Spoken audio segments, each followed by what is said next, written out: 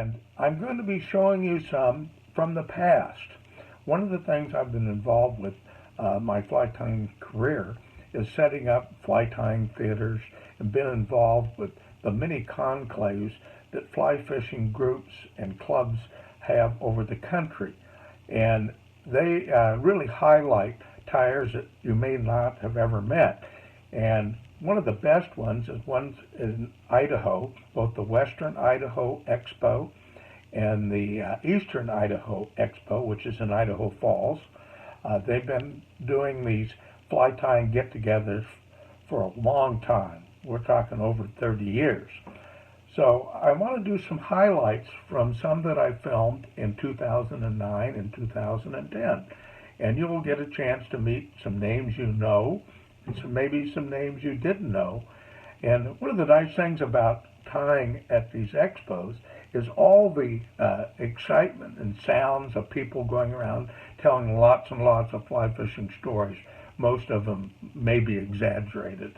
But one of the nice things about the theater is you get a chance to listen to the tyers talk about their experiences and answer questions. I think you're going to enjoy them. We're going to start this week with several. We'll try to give you the most information. And I know some of you are going to say, wow, you know, I don't know about the materials. Well, these are really uncut. So, you know, you do your best on figuring it out. But I think you're going to enjoy the interaction with the crowd and with the tyers. And really uncut and I think extremely fun. Let's get going.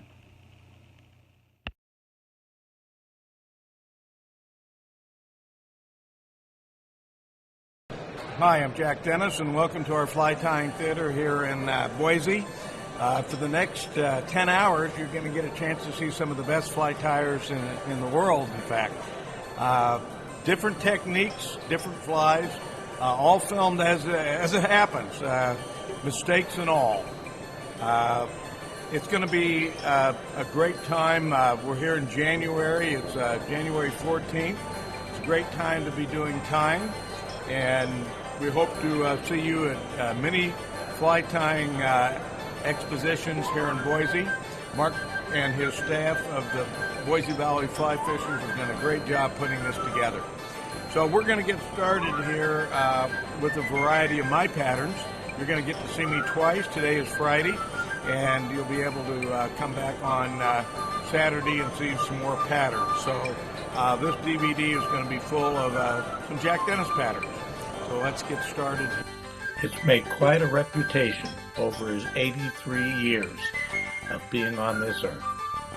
Marv Taylor probably introduced more anglers to the art of float tubing, still waters, than any other person on earth. He has written many books on the subject and probably was the first person to even write about it. Along with teaching the art of float tubing, Marv was an excellent fly tyer who had his own ideas about how stillwater flies should be tied. We are so fortunate to have Marv here to show you what he has learned over all the years. I hope when you're over 80, you can tie flies as well as he can.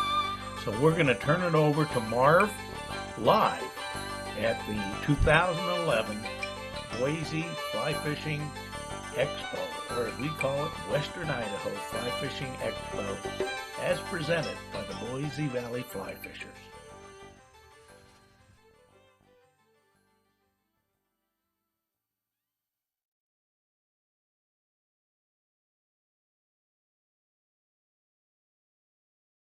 I'm on my own? You're on your own. Okay. The flies that I'm going to tie today are what I call my top half dozen, super half dozen.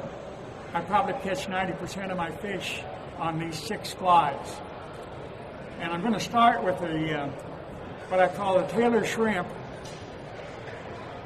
And it encompasses 2 materials,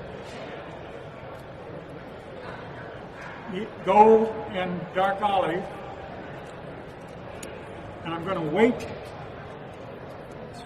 This is a 3906 hook and a size 10.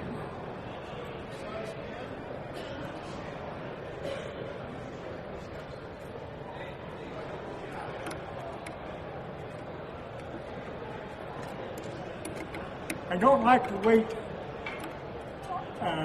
my flies heavily. I like to weight them so that they'll just sink a little faster than the particular line that I happen to be using at the time. So that's why I use very light fuse wire and wrap on whatever amount I think is necessary. First component after the weight is a gold dyed grizzly.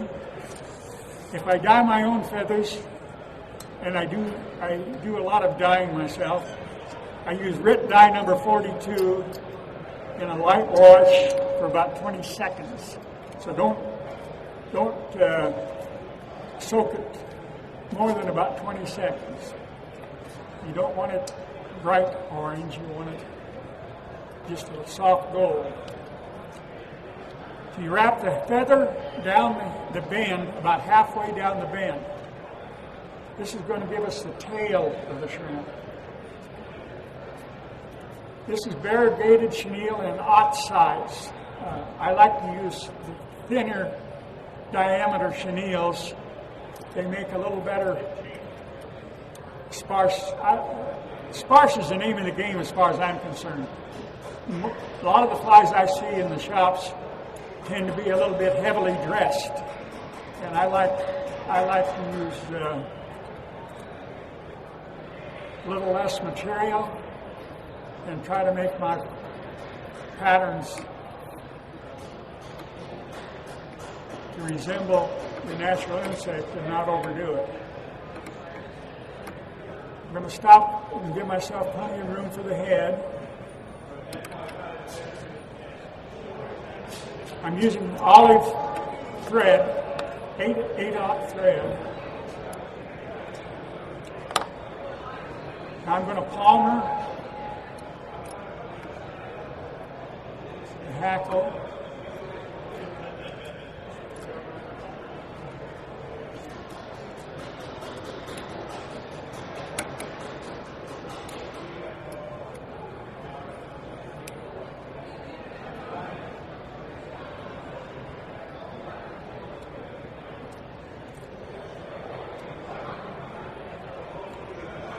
I do a hand whip finish, and on my own flies, I do at least 2, sometimes 3 whip finishes. I'll cover this in more depth later on. I don't use head cement. I don't use any chemicals on my flies at all. I believe that all too often the chemicals that are in head cement and some of the other materials tend to turn the fish off.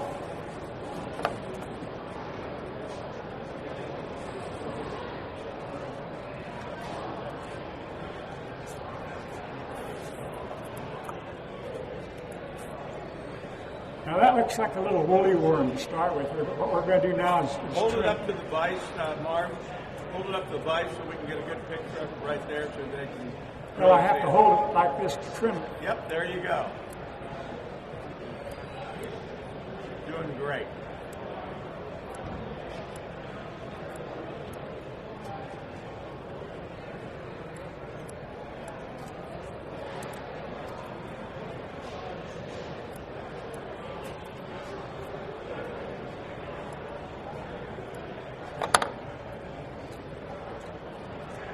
When I'm done, I have a fairly large, I call it the Taylor shrimp, but it's actually a scud. And all too often, we find the scuds in most of the lakes we fish tend to be a little bit smaller than this. But this particular fly catches a lot of fish for me. There was a time frame in the mid-90s when I caught about 90% of my fish on this one fly. Because I think fish take it not only for a shrimp, but I think they take it as it's sinking for a snail, light olive snail. So that's number one. Now the second fly I'm going to tie is a Taylor dragonfly net.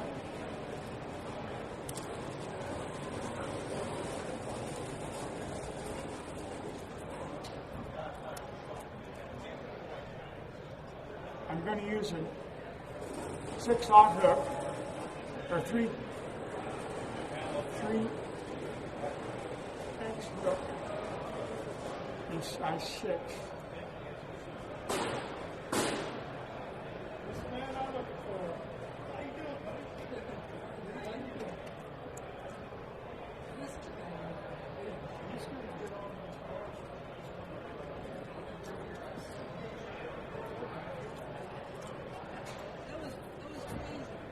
Hey Mark, can you float that up a little higher? Pardon? Let me see if we get this a little higher. It'll work a lot better. There you go. How's that? Okay. I'm going to use the same thread on the dragonfly nymph.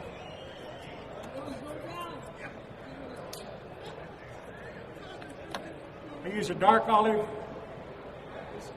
saddle, and I'm going to use a phyllo plume for the wing case, and I'm going to use the olive hackle for the legs of the dragonfly, and I'm going to use variegated light olive and brown for the hackle, or for the chenille. First component is the tail,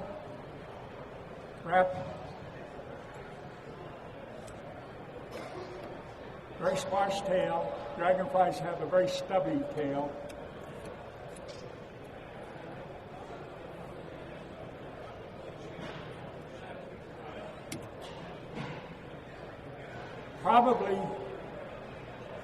I weigh probably about a third of my dragonfly patterns.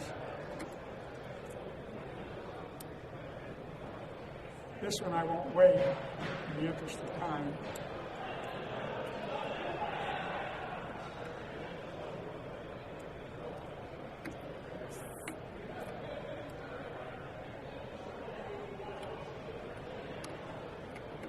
What I'm going to do with this first component is I'm going to make a football shape for the abdomen. If you look at the dragonfly as it's in its natural habitat, it has a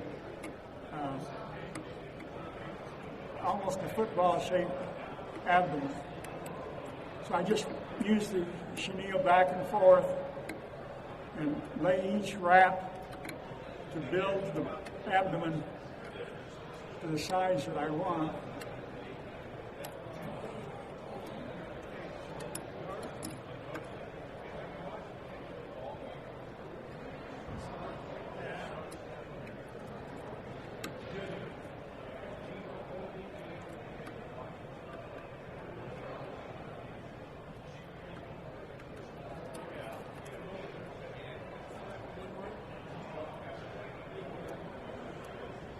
I flatten the belly of the abdomen as much as I can.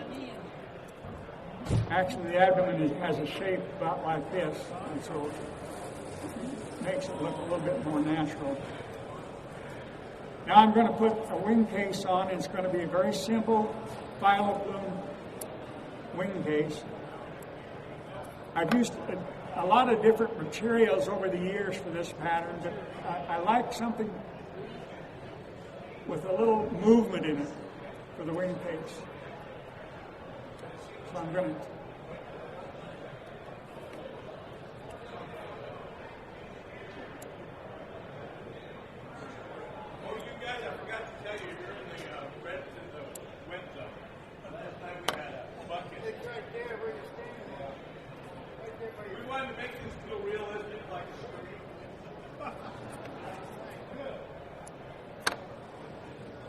I'm going to use a dark olive saddle for the legs.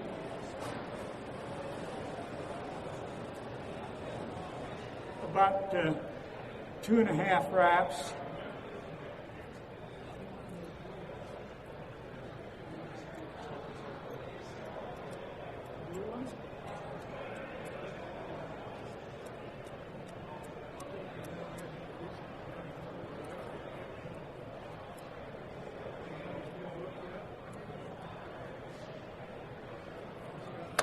I'm going to use the same chenille for the thorax.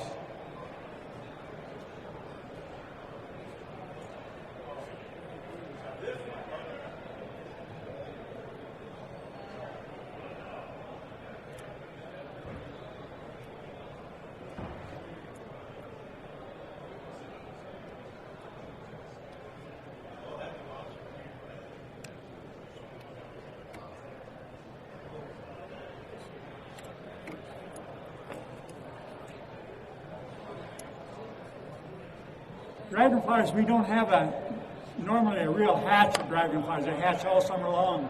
And unlike damselflies, where you'll have a 2 or 3 week period of time, the dragonflies are moving around, feeding on smaller insect orders.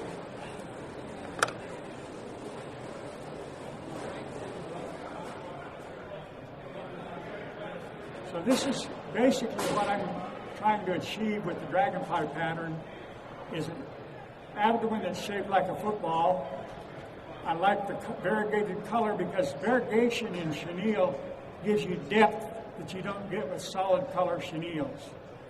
So this particular pattern I've been actually developing for about 40 years. It started out in the late 60s and as just a very simple 2-color chenille fly, and now I've gone through several phases, but this particular tie has been the one I've been using for several years now, and it does produce a lot of fish. So that's the 2 first flies, the shrimp and the dragonfly. The 3rd fly I'm going to tie is a black sheep crick.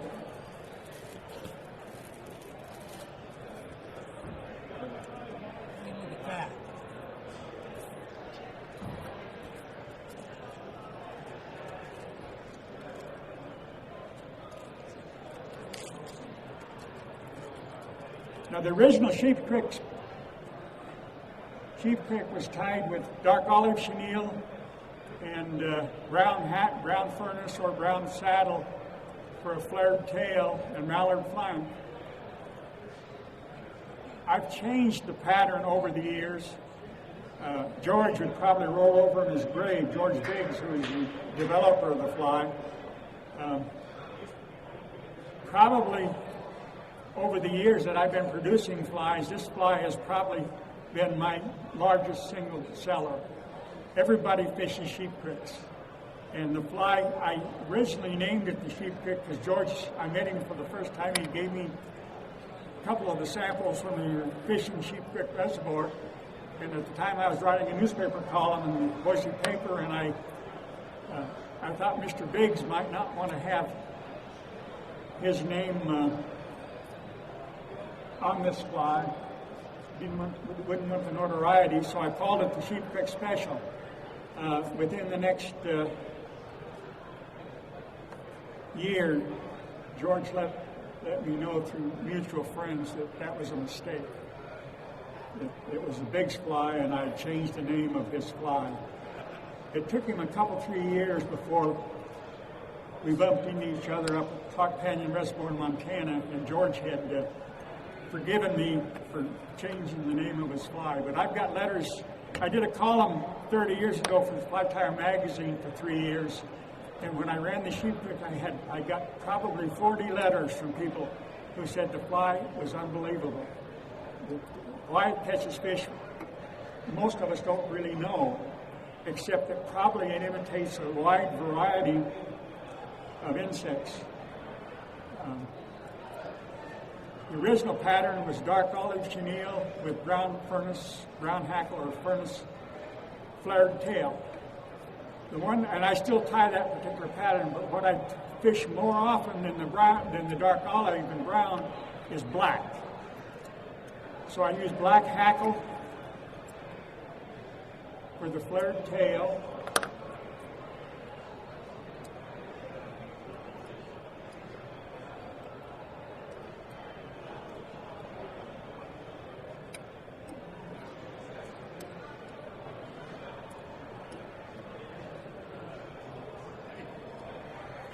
And I use black chenille in aught size. I use more aught size chenille than I do the larger sizes.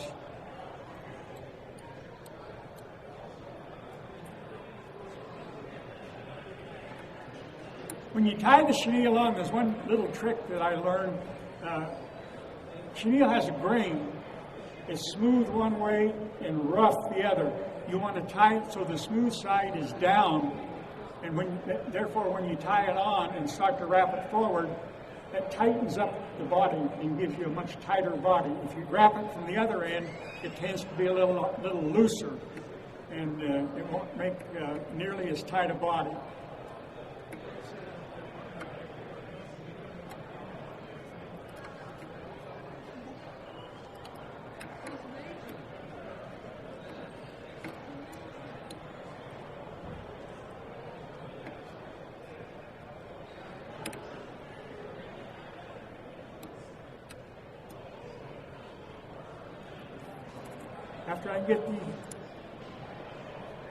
After I get the chenille on, then I want to put the wing case on. Now the original pattern would have the wing case on top.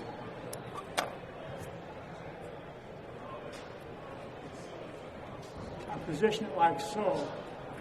What I've done in the last 7 or 8 years is I've turned it over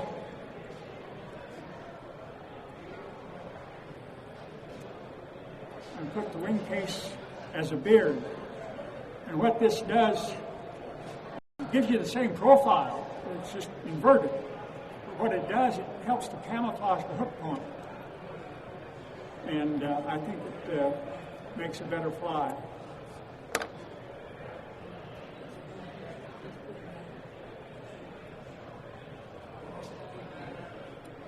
Now, having done that, that leaves a little room on top here, so I put a tiny stub, wing stub on the top. On some of the smaller sizes, it gives you that little flash of white that you want for your chironomids patterns.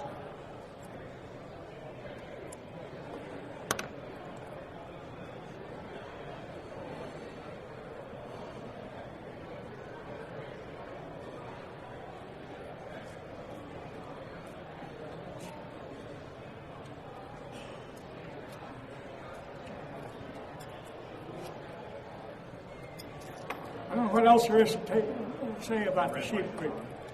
As I said, I probably sold more of those than any other single fly over the years that I've been a commercial tyer, and that's almost 40 years. So this is my version of the sheep creek. Marv, while you're getting ready for the next fly, let me just tell everybody, you can get the whole theater in a copy from the club. It's a complete donation to the club for $25, 5 DVDs, the greatest bargain in fly tying history. And we'll have some sign-up forms in about an hour. And they'll be ready to go on Wednesday. You can either have them mailed to you for $5, or you can pick it up either at Cabela's or Idaho Angler. And they'll take credit card, cash, your firstborn child. So you get the whole theater, so you don't have to catch every one of them. And what you'll see and what you get is what's on this screen right here. Every tire, not every tire in the place, but every tire in the theater. There are 8 tires in the theater. And a different demonstration. Like this. Yeah, from now until the end of it. So you can buy them. The club makes the whole entire money. This next fly I'm going to tie is called Marv's fly, and I didn't name it. I'll have to tell a little story about this. I was fishing northern Montana, the Blackfeet Indian Reservation in the early 90s, and I was fishing with a group from Henry's Lake. It spent a month every summer at Clark Canyon, or at Blackfeet Indian Reservation. I called this pattern at the time, I called this my little olive leech. What hook is that? What hook? This is a 39. This is a 3x long. You can use. I use mustad hooks, but you can use any 3x long hook, and I tie it in 8s, 10s, and 12s, but more 10s and 12s, and I tie it as small as 14. The tail is the dyed gold furnace, or dyed gold grizzly.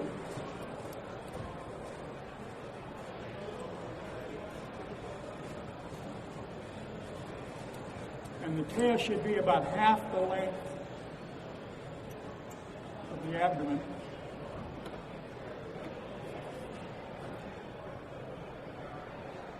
The hackle is again the dyed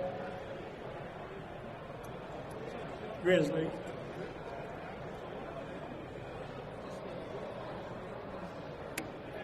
And we're using the same material I used on the shrimp and the same material that I'll use on my blonde stainer here in a minute.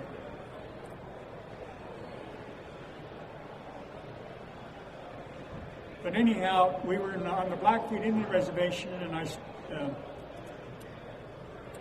was catching more fish with this one fly than any other fly. And so the guys in the party, there was about 13 of us, all with power float tubes, the original power float tube.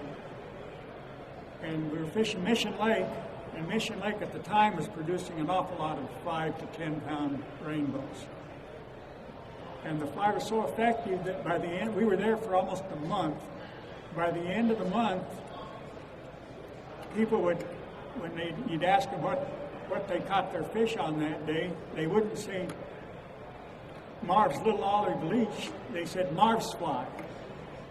So when we got back to Henry's Lake that summer, I did some photography on it, and that winter one of the guys in the party wrote an article for the Henry's Lake newsletter and gave my phone number and address, and anybody wanted materials or flies, and I had 180 responses. This particular pattern right now, I was told last summer, has made a resurgence at Henry's, and there's quite a few guys still using this pattern. Obviously, it's a damsel imitation, not an imitation, a suggestive pattern. It doesn't look particularly anything like a damsel, but the action in the water is damsel-like. And anytime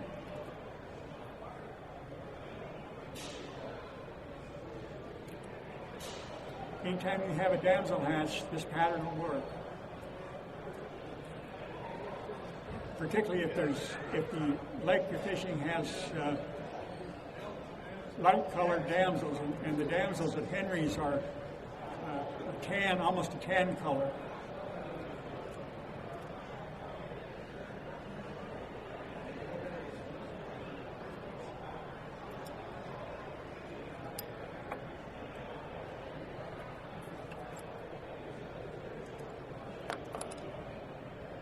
Again, the chenille is outsized, and it's gold and dark olive, and you can use yellow and dark olive.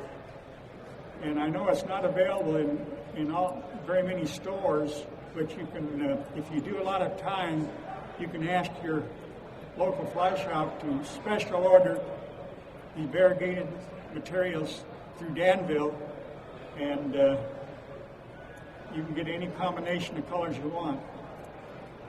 And you have to buy 5 skeins. So you need several people involved in the deal, or tie a lot of flies. So this is my Marv's fly. it's been a member of my deadly dozen and super deadly half dozen for about 20 years. So that's the first 4 flies. The 5th fly I'm going to tie is one that I developed. And somebody might say, how come you're tying only flies that you developed and have your name on them? Well, I don't know anybody else well enough to ask them to use their name on flies, so I have to identify them one way or another. So, and I did write several books on float tube fishing, so I guess I have an excuse. This pattern started out its life as a Tex favorite.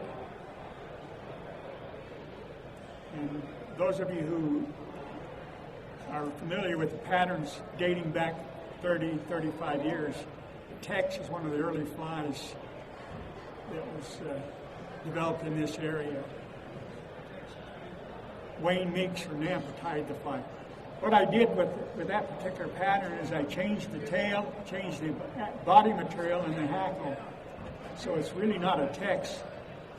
For the want of a better name, after using it for a couple of years in the early, about 2002, 2003, we started calling it that little green thing. And I have several friends who routinely use this fly down on the Duck Valley Indian Reservation and do very well with it. So I'm going to put a dark olive phyllo pluff tail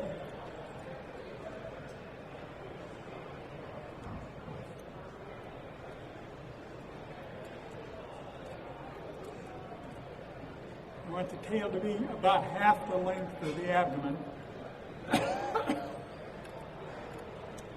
The chenille is light olive and rust brown.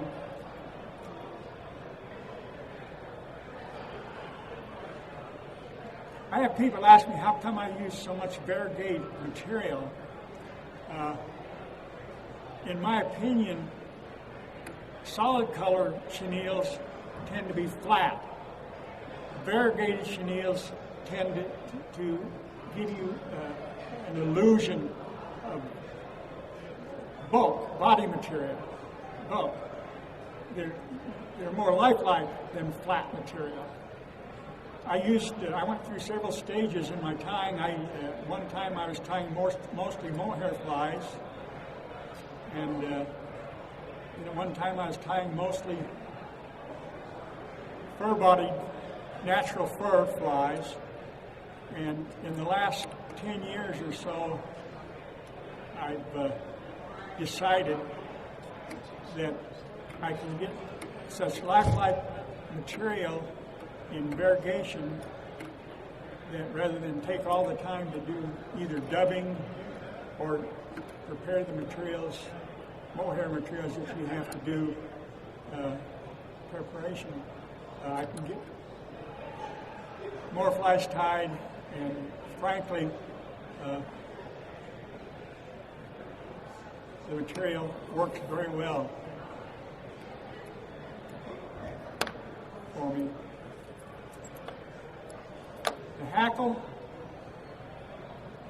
is the dark olive, same material as the tail.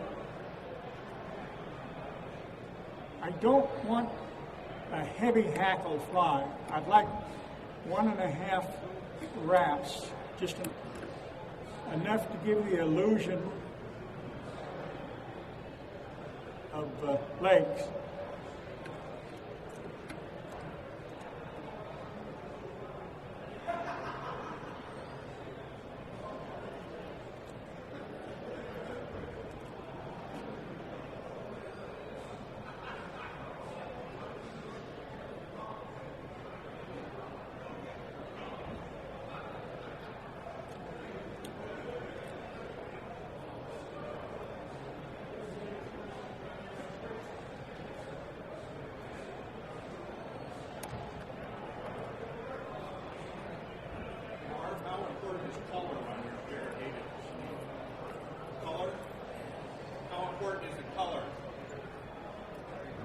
That's a good question. I did a class for one of the local sporting goods stores that used to be in business, and we did a lot of survey work and discussions, and I read a lot. Some people think color is the most important criteria for patterns. I don't think color is number one. I think size is number one. You need to have your flies tied the correct size. Shape is number two. We're not totally convinced what trout see. I mean, there are people who don't believe they even see color. I think they do, but I think they see it differently than we do, you and I.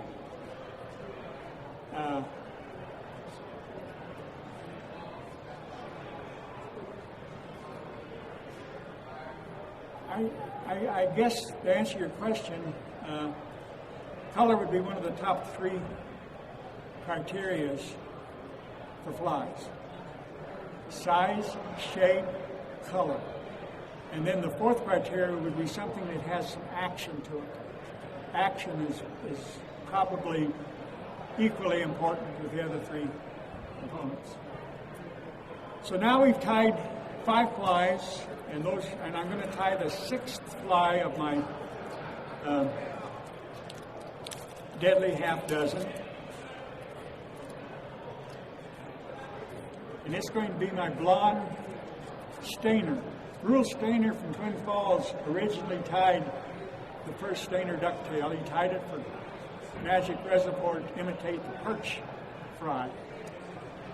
And it's called the Stainer ducktail. And the pattern used dark olive chenille, it used mallard flank, natural color flank, orange beard, orange tail, and gold ribbing. A lot of the lakes I fish have perch fry in it, and they also have, a lot of them have, they have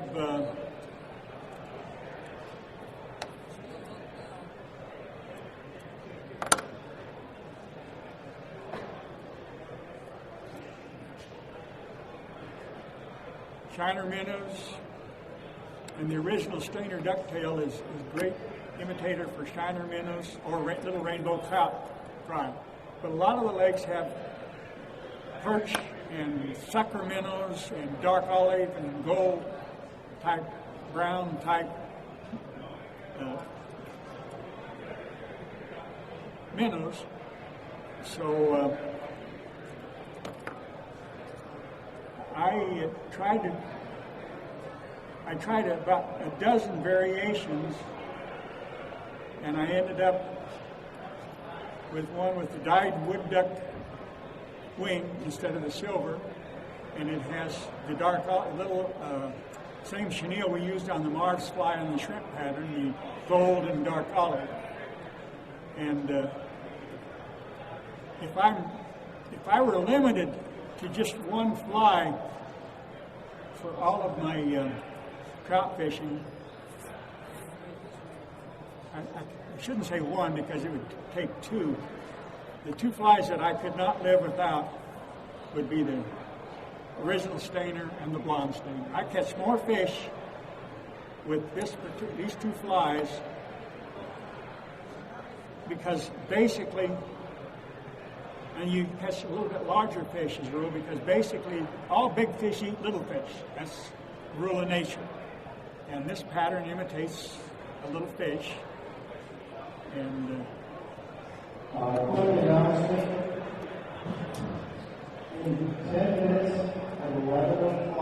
so the first component on this particular pattern is a tail, and you use orange for the tail.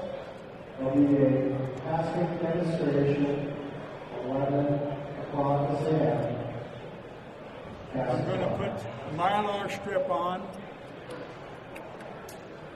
and I'm going to use the same odd size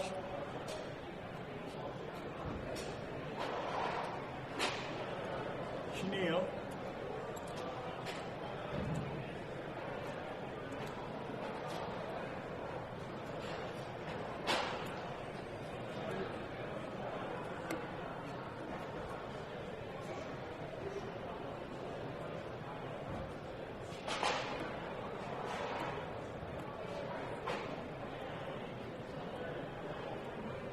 This happens to be a number 6, 3X long, number 6 hook, mustad, but any 3X long hook in 6, 8s, 10s, and 12s would fill my fly boxes. I probably catch more fish and use more 10s than any other single size. When I first started fishing Stillwater about 45 years ago, most of the flies we fished were 6s and 8 was a small fly. Most of us have changed our thinking. Now we're using more 10s and 12s than we are 6s and 8s. I use very few 4s. When I first started fishing Henry's Lake, a 4 leech pattern was what we fished over there. 4 is huge. I catch a lot more trout on size 12 and 14 leeches than I do the big leeches, because there's more of that size leech available in the lakes that we fish.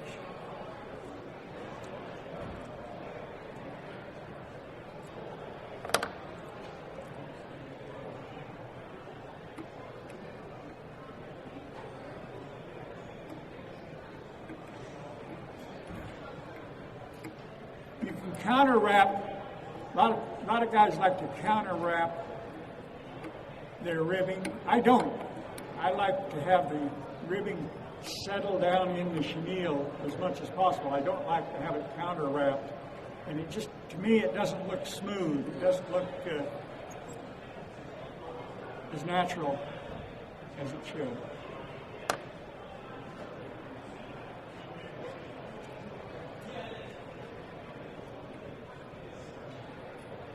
Now we're going to use the orange as a beard.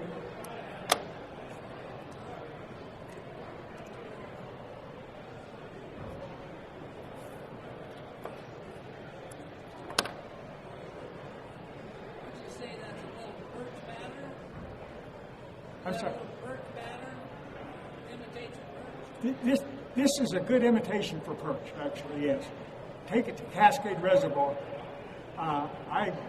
In the years that Cascade has produced good for me, this has been the fly that I fish. And the perch are back, so I would think now some of those big trout that are floating around up there at Cascade are going to be looking for this fly.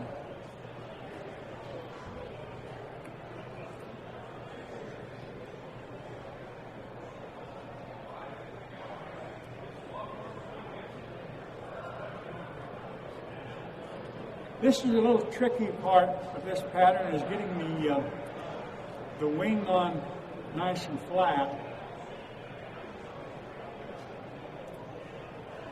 The wing should reach to the end of the tail, so I position it so that it does stretch out to the end of the tail. Then I put my thumb down where I want to cut it off.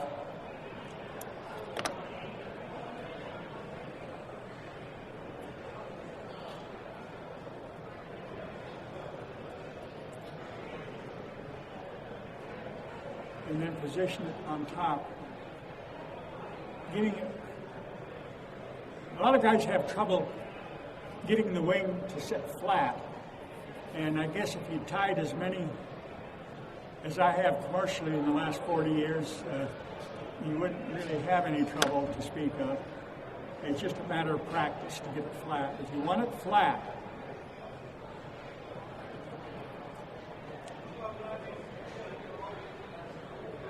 again, the 6 flies that I tied today, I call my deadly half dozen. I would think that, and I keep a diary, a good accurate diary, and I would think that probably these 6 flies account for at least 90% of my fish. You've got the scud or shrimp, scud, shrimp, or snail. You've got the 2 damsel nymphs, dark and light. You've got the dragonfly nymph, which I think is one that most fishermen, Stillwater fishermen, ignore. The dragonfly is a deadly fly. The way they swim, with little pulsating action like so, when a trout sees one of those go by, they can trust me, they can't resist it. And then we've got the Marv's fly, which is a damsel, and then the little the green thing's the damsel, and then the Sheep Creek Special, which I think imitates in the smaller sizes of caddis pupa, and then we've got the forage fish or shrimp imitation. If we have time for one more fly, when I do these programs, quite frequently, I will be asked. You gonna do one more fly? Well, if we've got, If I've got time to get over there. One more. Yeah, your talk over This there. is going to be at really 11. fast. Okay. This is not a. All right. Well, if you want to do one more fly, I'll see you over there. Okay.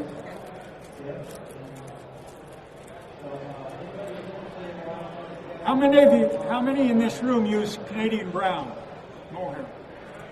When you tie your leeches, do you just wrap the Canadian brown on and pick it out? Let me show you a little bit better method. Take your Canadian brown, cut it in strips about that long, take the center core out,